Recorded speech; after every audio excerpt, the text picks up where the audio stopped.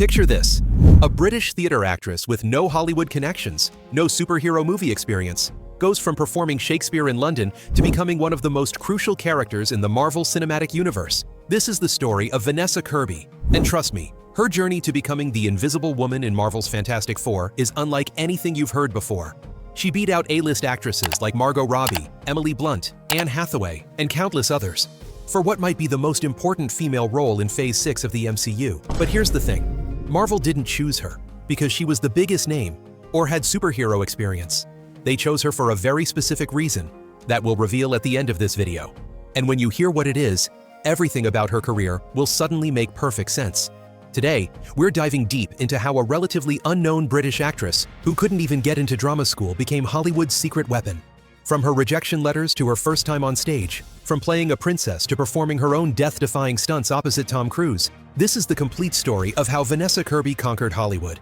And stay tuned until the end, because the way she landed the Fantastic Four role and what it means for the future of the MCU will absolutely blow your mind. Vanessa Kirby was born on April 18, 1988, in Wimbledon, London. And unlike many Hollywood stories, she didn't grow up dreaming of movie stardom. Her father was a prostate surgeon. Her mother was a magazine editor for Country Living. This was a middle-class British family with absolutely no connections to the entertainment industry. She has two siblings, a brother named Joe and a sister named Juliet. Growing up, Vanessa was actually planning to become a director, not an actress. She would make little films with her siblings using her dad's camcorder, but she always stayed behind the camera, never in front of it. She studied English literature at the University of Exeter, and here's where her story takes an unexpected turn. She was planning to become an academic, specifically wanting to do a PhD in English literature, focusing on medieval poetry and Arthurian legends. Her dissertation was on the role of women in medieval romance literature, which, looking back, seems almost prophetic given how many complex female characters she would go on to portray. But something changed in her final year. She saw a production of A Streetcar Named Desire in London, and something clicked. She decided to apply to drama school, starting with the London Academy of Music and Dramatic Art, LAMDA. She spent months preparing her audition pieces, 2 Shakespeare monologues and a contemporary piece. The letter came back, rejected. She then applied to the Royal Academy of Dramatic Art, RADA, one of the most prestigious drama schools in the world. Again, she poured everything into the audition. Again, rejected. The Bristol Old Vic Theatre School? Also rejected. Every single drama school she applied to turned her down. Think about that for a moment. The woman who would go on to act opposite Tom Cruise, who would be handpicked by Marvel Studios, who would receive Oscar nominations, couldn't even get into drama school. Most people would have taken this as a sign to give up. Vanessa Kirby took it as a challenge. Instead of accepting defeat, she started going to open auditions for theater productions. No agent, no connections, no formal training.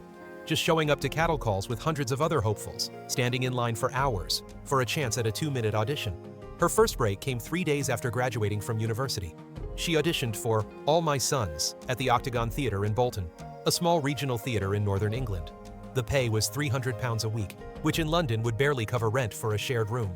She took it immediately and supplemented her income by working nights at a pub in Battersea and weekends as a theatre usher at the Donmar Warehouse. At the Donmar, she would watch the shows from the back, studying the actors, taking mental notes on their techniques. She saw Mark Rylance, Judi Dench, and Derek Jacobi perform. She later said these stolen moments watching from the shadows taught her more than any drama school could have. But her real breakthrough came in 2010. She was auditioning for a small role in The Acid Test at the National Theatre. She didn't get the part, but the director, Sir Nicholas Hittner, one of the most influential figures in British theatre, saw something in her. He offered her a different role, smaller than the one she auditioned for, but it was at the National Theatre. She was 22 years old and about to perform on one of the most prestigious stages in the world. From 2010 to 2013, Vanessa's theatre career exploded. In Women Beware Women at the National Theatre, she played Bianca opposite Harriet Walter. Despite being one of the youngest cast members and having no formal training, she held her own against actors with decades of experience. The production had a budget of £450,000 and played to sold-out audiences for 3 months. Then came As You Like It at the West Yorkshire Playhouse in 2011. Playing Rosalind is considered one of Shakespeare's most challenging female roles. The character has over 700 lines, more than any other female character in Shakespeare, and has to convincingly play a woman pretending to be a man, pretending to be a woman. Vanessa attacked the role with intellectual rigor, breaking down the text line by line, finding the music in Shakespeare's language. But it was Measure for Measure at the Almeida Theatre in 2011 that changed everything.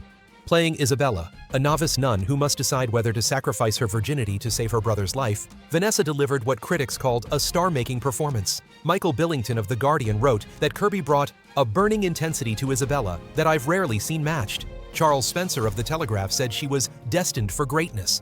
The performance was so powerful that on several nights, audience members were seen crying during her final speech. Benedict Cumberbatch, who saw the production, later recommended her to his agent. Directors started coming specifically to see her perform. In 2012, she took on Chekhov with Three Sisters at the Young Vic. Playing Masha, the middle sister trapped in a loveless marriage, Vanessa decided to learn Russian to understand the rhythm and music of the original text. She worked with a Russian coach for 3 months, not to perform in Russian, but to understand how Chekhov's language worked in its original form. Director Benedict Andrews later said she had an almost frightening commitment to truth in performance. Then came A Streetcar Named Desire in 2014, back at the Young Vic. This time, Vanessa wasn't in the audience watching. She was on stage playing Stella opposite Gillian Anderson's Blanche Dubois. Anderson was already a global star from The X-Files and The Fall. Many young actresses would have been intimidated. Vanessa saw it as an opportunity to learn.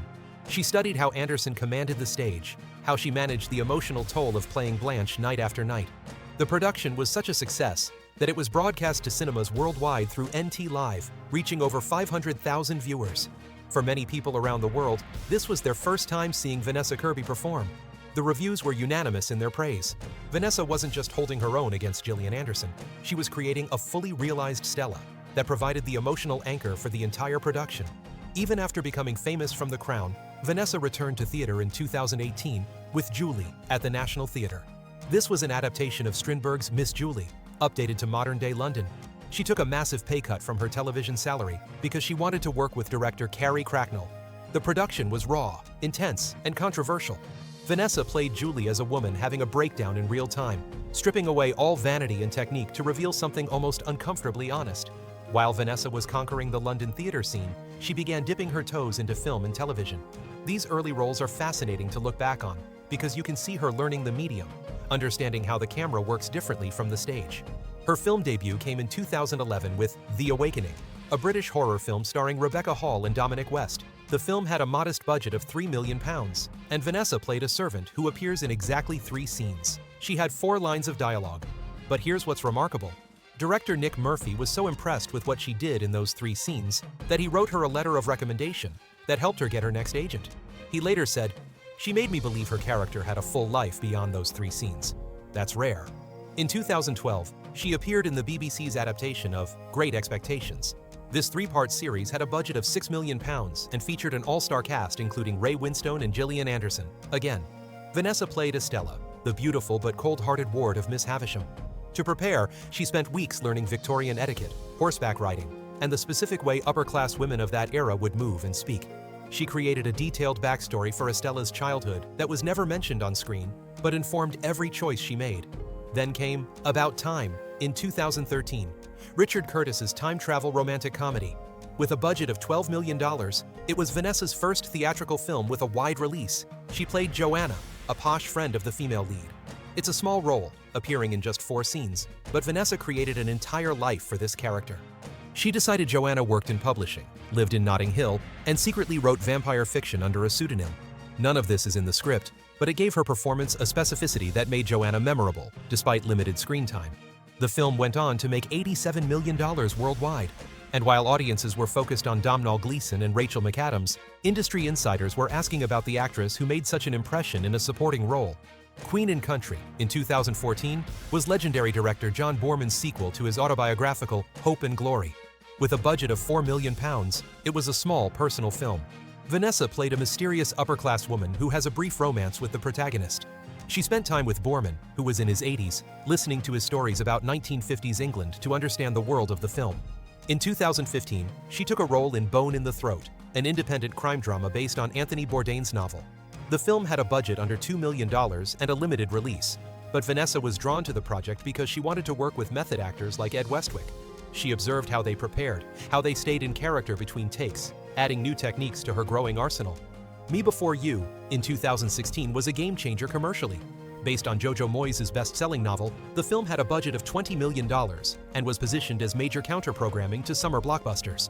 Vanessa played Alicia, the ex-fiancée of Will Traynor, who left him after his paralyzing accident. It would have been easy to play Alicia as a villain, the woman who abandoned her fiancé in his time of need. But Vanessa did something much more interesting. She researched by speaking with people who had been in similar situations, partners of people who had suffered life-changing injuries. She learned about the guilt, the confusion, the impossible decisions they faced. In her 2 scenes, you can see all of this in Vanessa's performance. She's not playing a bad person, she's playing a person who made a choice she'll question for the rest of her life. The film was a massive success, earning $208 million worldwide. While Emilia Clarke and Sam Claflin got most of the attention, casting directors noticed how Vanessa had taken a potentially one-dimensional character and made her human. Also in 2016, she appeared in Kill Command, a low-budget British sci-fi action film. With a budget of just £1.5 million, it was a film about AI-controlled robots turning against humans. Vanessa played a tech specialist who could communicate with machines through a brain implant. To prepare, she spent time with robotics engineers and learned basic coding. She wanted to understand how someone who interfaces with machines would think and move differently from a normal person. The film had a limited theatrical release, but found a cult following on streaming platforms. It also gave Vanessa her first taste of action sequences, working with stunt coordinators and handling prop weapons. Little did she know this experience would prove invaluable just 2 years later. In 2016, Netflix was about to launch one of its most ambitious projects ever. The Crown, created by Peter Morgan, would tell the story of Queen Elizabeth II's reign with a reported budget of over $130 million for the first season alone, making it one of the most expensive television series ever produced at that time. Each episode cost roughly $13 million, more than many feature films. The casting process for the series was exhaustive. Over 300 actresses auditioned for the role of Princess Margaret. The shortlist included some of the biggest names in British acting: Carey Mulligan, Felicity Jones, and Ophelia Lovibond. Claire Foy had already been cast as Queen Elizabeth II, and the producers needed someone who could be her equal, who could portray Margaret as more than just the Queen's rebellious younger sister. Vanessa's audition process was grueling. She was called back 7 times over 3 months. Each time, they asked her to prepare different scenes, to show different aspects of Margaret's personality. For her first audition, she performed Margaret's confrontation with the Queen about Peter Townsend. For the second, they asked her to show Margaret at a party, being the life and soul of the room while dying inside. For the third, they wanted to see Margaret's vulnerability. By the 7th audition, Peter Morgan gave her an unusual direction. He asked her to perform a scene that wasn't in the script. Margaret alone in her room, smoking, listening to music, saying nothing, just existing in her sadness. Vanessa sat in that audition room for 5 minutes in complete silence, smoking herbal cigarettes. She doesn't smoke in real life, letting Margaret's pain wash over her. When she finished, Morgan reportedly turned to the casting director and said, "That's our Margaret." Her preparation for the role was extraordinarily detailed. She read 15 different biographies of Princess Margaret, from authorized royal biographies to scandalous tell-alls. She listened to over 50 hours of audio recordings to perfect not just Margaret's accent, but the specific way she spoke, the rhythm, the way she used pauses for effect, the slight lisp that became more pronounced when she drank. She spent hours studying footage of Margaret, noticing tiny details like how she held her cigarettes differently depending on her mood, how her posture changed when she was in public versus private settings. She took ballet lessons to capture Margaret's studied grace, the way she moved like she was always being watched, because she was. Most remarkably, Vanessa spent time with Lady Anne Glenconner, who had been Margaret's lady-in-waiting for over 30 years. Lady Glenconner told her stories that had never been made public, about Margaret's kindness and cruelty, her wit and her sadness, her desperate need to be loved, and her inability to accept love when it was offered. When filming began, Vanessa brought all of this preparation to bear, but she also brought something else, an understanding that Margaret wasn't just a supporting character in her sister's story. She was the shadow side of the crown, the woman who showed what happened when duty and desire collided. In Season 1, Episode 8, Pride and Joy, we see the full force of Vanessa's performance when Margaret learns she cannot marry Peter Townsend. The scene where she confronts the Queen took 14 takes, not because Vanessa was getting it wrong, but because she kept making the crew cry. She played it not as melodrama, but as someone trying desperately to maintain control while their entire world collapses. The slight tremor in her hands, the way her voice doesn't break until the very last word, the way she holds her body like she's physically trying to keep herself together. Season 2 brought new challenges. Margaret's marriage to Tony Armstrong-Jones could have been played as a love story. Vanessa and the writers were smarter than that. She played Margaret's attraction to Tony as something dangerous and self-destructive. In Episode 1, Misadventure, there's a scene at Margaret's engagement party where she's laughing and gay, the perfect hostess. But Vanessa added a moment, an improvisation, where Margaret's laugh goes on just a beat too long, becomes slightly hysterical. In that moment, you see the cracks in the facade. The bathroom scene in Matrimonium, where Margaret realizes on her wedding day that she's made a terrible mistake, was done in one take. Vanessa had asked the director to clear the set, to have only essential crew present. She went to a dark place for that scene, drawing on research she'd done about people who felt trapped by their own choices. After they called cut, she refused to do another take. She said she couldn't go to that emotional place again. The response to her performance was extraordinary. Critics who had been skeptical about another royal drama were won over by the complexity and nuance she brought to Margaret. She wasn't playing a caricature of a rebellious princess. She was playing a woman trapped between who she was expected to be and who she actually was. Vanessa won the BAFTA for Best Supporting Actress in 2018, beating out co-star Vanessa Redgrave, Thandie Newton for Westworld, and Nicola Walker for Line of Duty. She was nominated for an Emmy the same year, and while she didn't win, that went to Ann Dowd for The Handmaid's Tale. Many critics felt she was robbed. But perhaps more importantly than awards, her performance changed how we see supporting characters in prestige television. She proved that the supporting role could be just as complex, just as central to the story as the lead. Margaret wasn't just there to create problems for the Queen. She was living her own tragedy, parallel to but separate from her sister's story. The show was viewed by over 73 million households worldwide in its first 2 seasons. It won multiple Golden Globes, SAG Awards, and Emmys. But for Vanessa, the real victory was in creating a character so memorable that when Helena Bonham Carter took over the role for seasons 3 and 4, she called Vanessa for advice, acknowledging that Vanessa had set a standard that would be hard to match. After The Crown, Vanessa Kirby could have done anything. She was being offered lead roles in period dramas, romantic comedies, and prestige television shows. HBO wanted her for a new series.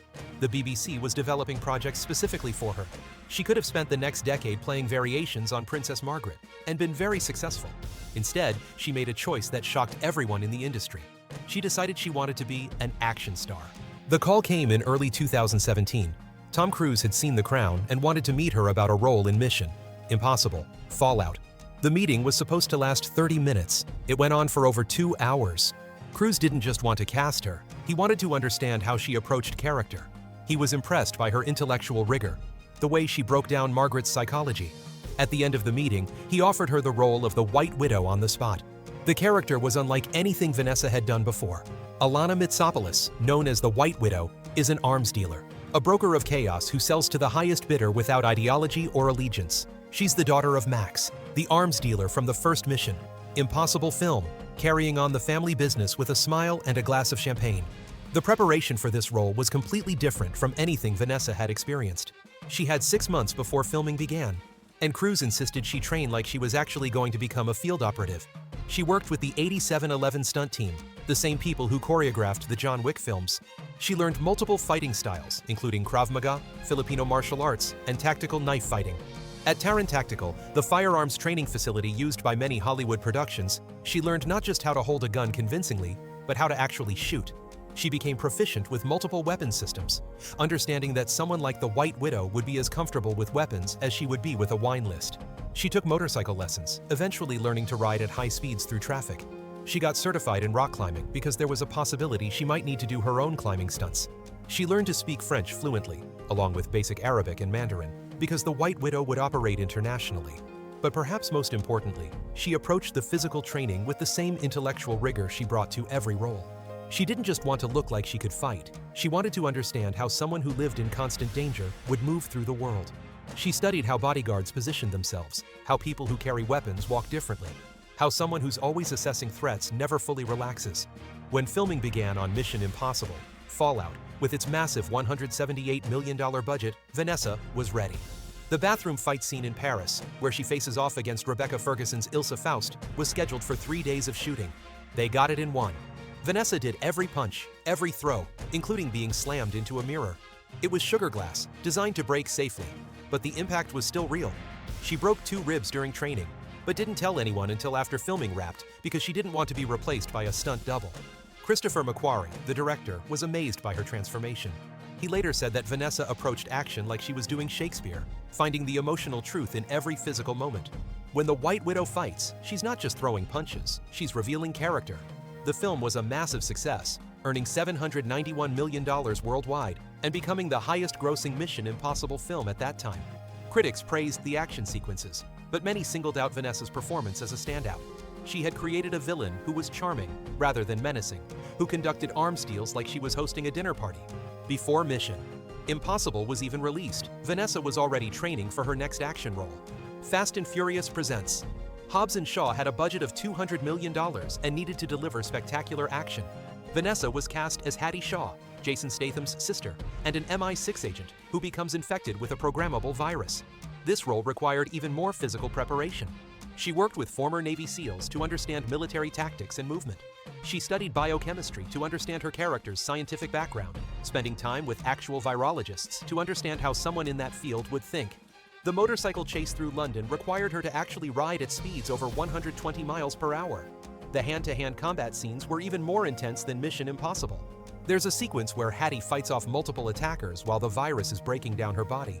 Vanessa had to choreograph fighting while showing physical deterioration, a technical challenge that required incredible body control. Director David Leitch said something revealing about Vanessa's approach. Most actors learn the choreography and hit their marks. Vanessa creates a physical character. She fights differently as Hattie than she did as the White Widow because they're different people, with different training and different emotional states. The film made $760 million worldwide despite mixed reviews. But again, Vanessa's performance was singled out for praise. She had proven she wasn't just an actress who could do action. She was an action star who could act. When she returned for Mission Impossible: Dead Reckoning. Part 1 in 2023. With its massive $291 million budget, Vanessa's White Widow had evolved. The character was now central to the plot, caught between the CIA, terrorists, and a rogue AI. The action requirements were even more intense. She learned parkour from the original Yamakasi team in France. She trained in close-quarters combat on moving trains, performed wire work 60 feet in the air, and did her own driving stunts through the streets of Rome. But what's remarkable is how she maintained the character's elegance throughout. The White Widow doesn't fight like a street brawler. She fights like someone who learned combat the same way she learned etiquette, as another tool in her arsenal. Even in the middle of a car chase, Vanessa keeps the character's poise, checking her lipstick in the rearview mirror while dodging bullets. The film made $571 million, despite being released during challenging box office conditions. Christopher McQuarrie announced that Vanessa would return for the final Mission Impossible film, making her one of the few non-core cast members to appear in multiple films in the franchise. Between the blockbuster action films, Vanessa deliberately chose smaller, more challenging dramatic projects. She was determined not to be pigeonholed as just an action star, and these films proved her range was even greater than anyone had imagined. The World to Come premiered at the Venice Film Festival in 2020. Made for just $3 million, it was a frontier romance set in 1850s upstate New York. Vanessa played Tally, a farmer's wife who falls in love with her neighbor's wife, played by Katharine Waterston. To prepare for the role, Vanessa lived on a working farm for 3 weeks before filming. She learned to milk cows, churn butter, and perform all the daily tasks of a 19th century farm wife. She wanted her hands to look like they had done real work, her body to move like someone who had spent years doing physical labor. The film required her to master a completely different kind of intimacy than she had ever portrayed on screen. The love scenes between Tally and Abigail were tender and tentative, showing two women discovering feelings they had no words for in a time when such love was not just forbidden, but unimaginable. Vanessa worked closely with an intimacy coordinator, but more importantly, she and Katharine Waterston spent weeks building their characters' relationship, creating a history that existed before the cameras rolled. But it was Pieces of a Woman that should have won Vanessa an Oscar. The film, made for under $5 million during the COVID-19 pandemic, centers on a couple dealing with the loss of their baby during a home birth. The film's centerpiece is a 24-minute continuous shot of the birth, from the first contractions to the devastating moment when they realize their daughter isn't breathing. Vanessa's preparation for this role was extraordinary. She spent months with midwives, attending births with permission from the mothers. She met with women who had lost children during or shortly after birth, listening to their stories, understanding that grief lives in the body as much as the mind. She worked with a movement coach to understand how trauma changes the way we inhabit our physical selves. The 24-minute birth scene was shot on the 4th day of filming. They had rehearsed it extensively, but Vanessa insisted that each take be different, that she discover the moments as they happened. They shot it 7 times over 2 days. The version in the film is take 6. After completing it, Vanessa was so emotionally and physically drained that she couldn't speak for hours. But the real power of her performance comes after the birth. Martha doesn't grieve in the way we expect. She doesn't cry and wail. Instead, she withdraws, becoming a ghost in her own life. Vanessa lost 20 pounds during filming to show Martha's physical deterioration. She studied how grief affects appetite, sleep, basic motor functions. In one scene, Martha struggles to cut an apple, her hands shaking not from emotion, but from the physical effects of trauma. At the Venice Film Festival, Vanessa received a 10-minute standing ovation and won the Volpe Cup for Best Actress. She was nominated for an Academy Award, and while the Oscar went to Frances McDormand for Nomadland, many critics felt Vanessa gave the best performance of the year. The Sun, in 2022, saw her reuniting with Florian Zeller, who had won an Oscar for The Father. With a budget of $20 million, it was a more conventional drama about a family dealing with their teenage son's depression. Vanessa played Kate, the ex-wife of Hugh Jackman's character. She based her performance on extensive interviews with parents of children with mental health issues, understanding the particular helplessness of watching your child suffer from something you can't fix. Then came Napoleon in 2023, Ridley Scott's epic biopic with a budget between $130 to $200 million. As Josephine, Napoleon's first wife and great love, Vanessa had one of the most complex roles in the film. Josephine ages from 32 to 50 over the course of the story, evolving from a vivacious widow to an empress to a discarded wife. Vanessa's preparation involved reading over 200 letters between Napoleon and Josephine, studying portraits to understand how Josephine presented herself at different stages of her life, and working with a dialect coach to perfect the specific accent of Martinique aristocracy. She learned court etiquette from 5 different periods of French history, understanding how political changes affected even the way people walked and held themselves. Working opposite Joaquin Phoenix's notoriously intense Napoleon, Vanessa created a Josephine who was his equal in every way. She wasn't just the emperor's wife, she was his strategic advisor, his emotional anchor, and ultimately, his greatest loss. Ridley Scott said that Vanessa understood something crucial. Josephine's power came not from her position, but from her ability to remain unknowable, even to the man who loved her most. Between these larger productions, Vanessa continued to take risks with smaller films. Italian Studies, in 2022, was an experimental piece where she played a woman who loses her memory in New York City. Made for under $1 million, most of the film was improvised with non-actors on the streets of Manhattan. Vanessa would approach strangers, in character, not knowing how they would respond.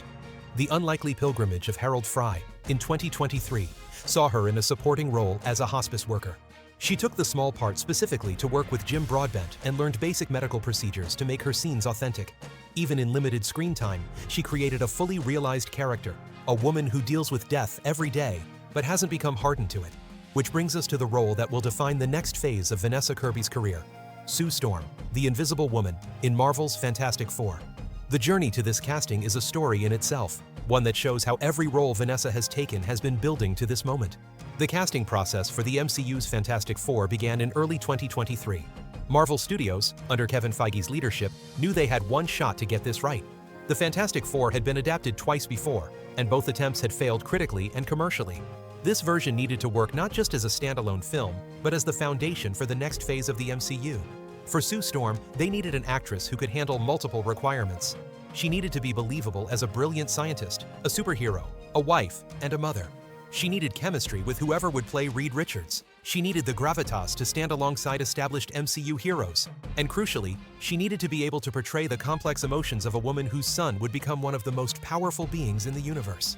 The initial list of candidates was extensive. Margot Robbie was reportedly offered the role first, but turned it down due to scheduling conflicts with Barbie 2 and her commitment to producing. Emily Blunt, who had been fan cast as Sue Storm for years, was in serious talks but ultimately passed.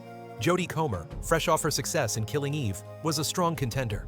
Anya Taylor-Joy, Daisy Edgar-Jones, and Saoirse Ronan all tested, but Marvel kept coming back to Vanessa Kirby. They had been tracking her career since The Crown, watching as she built an impressive range. The executives were particularly impressed by her action work in Mission Impossible, which proved she could handle the physical demands of a superhero role, and her dramatic work in Pieces of a Woman, which showed she could portray the complex emotions of motherhood and loss. The audition process was extensive. Vanessa went through 5 separate auditions over 3 months. The first was a general meeting with Kevin Feige and director Matt Shakman. The second involved chemistry reads with potential Reed Richards actors. The third was a full costume test, seeing how she looked in early versions of the Fantastic Four suit. The fourth involved action sequences, testing her ability to perform wire work and green screen acting. But it was the 5th and final audition that sealed the deal. Marvel had written a scene specifically for the audition, one that wouldn't appear in the film. In it, Sue Storm has to say goodbye to her young son Franklin, knowing that he's being taken away to fulfill his cosmic destiny. It required portraying a mother's love, loss, and acceptance all in a single scene. Vanessa approached it with her characteristic preparation. She researched parents who had lost children to terminal illnesses, understanding the particular grief of a slow goodbye. She worked with the casting director to understand Franklin's powers and what his departure would mean not just for Sue as a mother, but for the universe itself. When she performed the scene, she made a choice that surprised everyone. Instead of playing it as high emotion, she played it with quiet devastation, as a woman who has already cried all her tears and is now in a place beyond grief. Kevin Feige later said it was one of the most powerful auditions he had ever seen. Before she even left the room, he turned to Matt Shakman and said, "That's our Sue Storm." The deal was announced in February 2024, sending shockwaves through the fan community. While some fans had campaigned for bigger names, the overwhelming response was positive. People who had followed Vanessa's career understood that Marvel had chosen not just an actress, but someone who could elevate the material. The contract details, while officially confidential, are reported to be substantial. Industry insiders estimate Vanessa's deal is worth between $15 to $20 million for the first film, with back-end participation that could push it to $50 million if the film performs well. But more importantly, it's a multi-picture deal covering at least 7 films, including Fantastic Four, Avengers, Doomsday, potential sequels, and appearances in other MCU projects. What makes Vanessa's casting particularly interesting is what it signals about Marvel's approach to the Fantastic Four. By choosing an actress known for complex, nuanced performances over a traditional action star, they're indicating that this version will focus as much on character dynamics as superhero spectacle. The fact that they tested actresses with a scene about motherhood suggests Franklin Richards will play a major role from the beginning. Vanessa has already begun preparation for the role. She's working with quantum physicists to understand Sue's powers from a scientific perspective. The Invisible Woman's abilities aren't just about disappearing. They involve manipulating light waves and creating force fields, essentially controlling fundamental forces of the universe. Vanessa wants to portray someone who understands the profound implications of these abilities. She's also collaborating with Marvel's extensive stunt and action teams. While she'll continue doing as many of her own stunts as possible, the superhero genre requires a different kind of physicality than her previous action roles. She's learning wire work for flying sequences, practicing how to move as if manipulating invisible forces, and working with motion capture technology for scenes where Sue is invisible. But perhaps most importantly, she's working closely with Pedro Pascal, who plays Reed Richards, to develop their relationship. Sue and Reed are one of Marvel's most iconic couples, and their dynamic needs to feel lived in from the start. They've been doing improvisational exercises, creating shared memories for their characters, building a history that will inform every scene they share. The film, set to release in July 2025, has a reported budget of over $200 million. It's being shot with the same IMAX cameras used for Avengers: Endgame, signaling Marvel's confidence in the project. The pressure is immense. This film needs to succeed not just commercially but creatively, establishing the Fantastic Four as central figures in the MCU going forward. What's particularly intriguing is how Sue Storm connects to the larger MCU narrative. In the comics, Sue is often portrayed as the most powerful member of the Fantastic Four, with abilities that grow far beyond invisibility. She becomes capable of creating force fields strong enough to contain cosmic entities, of turning other objects invisible, of creating invisible constructs limited only by her imagination. More crucially, as the mother of Franklin Richards, she's connected to one of Marvel's most complex storylines. Franklin is a mutant with reality-warping abilities who has been portrayed as everything from a child needing protection to a cosmic entity creating pocket universes. How Marvel handles this relationship will be crucial to future phases of the MCU. There are also rumors that Vanessa's Sue Storm will appear in other projects before Fantastic Four. While Marvel hasn't confirmed anything, there's speculation she might have a cameo in one of the upcoming Disney Plus series, or even in Deadpool 3, helping to establish the Fantastic Four's place in the multiverse saga. Looking at Vanessa Kirby's career trajectory, what becomes clear is that every choice has been deliberate, every role building towards something larger. From those early days being rejected by drama schools to becoming Marvel's newest superhero, there's a clear evolution in her craft and ambitions. Her method combines intellectual rigor with emotional availability. She researches extensively, not just to understand her character, but to understand the world they inhabit. Whether it's learning Russian for Chekhov, studying quantum physics for Sue Storm, or living on a farm for a period drama, she immerses herself completely. But she also maintains a technical precision that comes from her theater training. She understands how to use her body, her voice, her presence to tell a story. Directors consistently praise her for being able to deliver exactly what's needed while still surprising them with unexpected choices. What sets her apart in Hollywood is her refusal to be pigeonholed. Just when the industry thought they had her figured out as a period drama actress after The Crown, she became an action star. Just when they were ready to slot her into franchise films, she delivered an Oscar-worthy performance in an indie drama. Now, as she enters the MCU, she's already choosing projects that will prevent her from being seen as just a superhero actress. Her upcoming slate, beyond Fantastic Four, includes several intriguing projects. She's attached to star in a biopic of war photographer Lee Miller, which will require her to age from 20 to 60 and master photography techniques. She's in talks for a Tennessee Williams adaptation on Broadway, returning to her theater roots. There's also a rumored collaboration with Christopher Nolan, though details remain under wraps. Industry insiders predict that Vanessa's Sue Storm will redefine what a female superhero can be in the MCU. Marvel has struggled with some of its female characters, often making them secondary to male heroes, or focusing more on their powers than their humanity. With Vanessa's casting, they're signaling a different approach. Sue Storm won't just be the Invisible Woman, she'll be a scientist, a leader, a mother, and yes, one of the most powerful heroes in the MCU. The impact of her casting extends beyond just one film. If Fantastic Four succeeds, and early buzz suggests it will, Vanessa will become one of the faces of the MCU for the next decade. She'll be appearing in multiple films per year, becoming a role model for young audiences worldwide, and helping to shape the direction of the biggest franchise in cinema history. But knowing Vanessa's career choices, she won't let Marvel define her. She'll continue taking challenging dramatic roles, possibly return to theater, and keep pushing herself in new directions. She's already expressed interest in directing, having shadowed directors on several of her films. Don't be surprised if, in a few years, she's behind the camera as well as in front of it. From a rejected drama school applicant working in a London pub to becoming the Invisible Woman in the Marvel Cinematic Universe, Vanessa Kirby's journey is a masterclass in building a career through talent, intelligence, and fearless choices. She's proven that you can be a serious actress and an action star, a theater performer and a blockbuster lead, an indie darling and a franchise cornerstone. What makes her story so compelling is that it's not about overnight success or lucky breaks. It's about someone who was told she wasn't good enough for drama school but refused to accept that verdict. It's about an actress who approached every role, no matter how small, with the same dedication she would bring to playing a queen or a superhero. When Fantastic Four releases in July 2025, audiences will see the culmination of everything Vanessa Kirby has learned and achieved.